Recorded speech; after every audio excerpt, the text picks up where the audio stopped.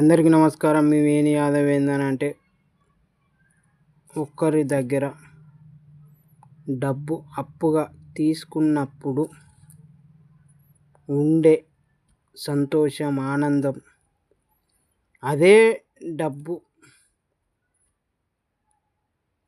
ఎదుటి వ్యక్తికి ఇచ్చేటప్పుడు ఆ ఆనందం అనేది ఉండదు.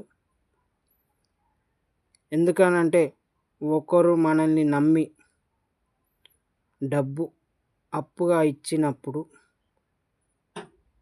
తిరిగి వాళ్ళ డబ్బులు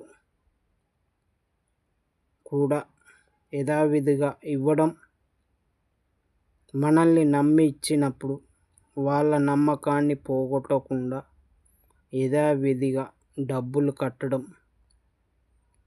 మన బాధ్యత. ఇది ముమ్మాటికి వాస్తవం మిత్రమా. మనకు ఆపదలో ఆదుకున్నప్పుడు